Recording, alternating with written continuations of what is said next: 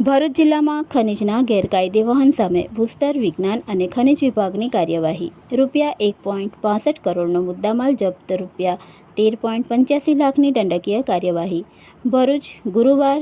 ભૂસ્તર શાસ્ત્રી ભરૂચના માર્ગદર્શન હેઠળ ભૂસ્તર વિજ્ઞાન અને ખનિજ વિભાગ ભરૂચની તપાસ ટીમ દ્વારા આજે વહેલી સવારે ભરૂચ જિલ્લાના વિવિધ વિસ્તારોમાં ખનિજના બિનઅધિકૃત વહન સામે આકસ્મિક ચેકિંગ હાથ ધરવામાં આવ્યું હતું.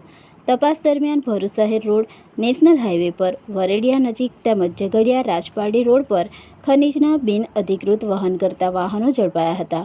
તપાસ દરમિયાન સાદી રીત ખનિજનું બિનઅધિકૃત વહન કરતા વાહન નંબર GJ16AV0650 અને GJ16AY8546, બ્લેક ટ્રેપ ખનિજનું બિનઅધિકૃત વહન કરતા વાહન નંબર GJ06AV0712, GJ16AY9152 અને GJ887833, જ્યારે ગ્રેવલ ખનિજનું બિનઅધિકૃત વહન કરતા વાહન નંબર GJ16AW1225 અને GJ16AW4751 ઝડપી પાડવામાં આવ્યા હતા.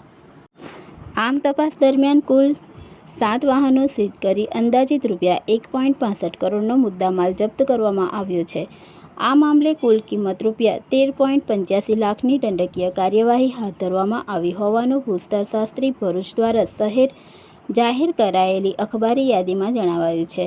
ખનિજના ગેરકાયદે અને બિનઅધિકૃત વહન સામે વિભાગ દ્વારા કરવામાં આવેલી આ કાર્યવાહીથી ગેરકાયદે ખનન અને ખનિજ પરિવહન કરનારાઓમાં ફફડાટ ફેલાયો છે.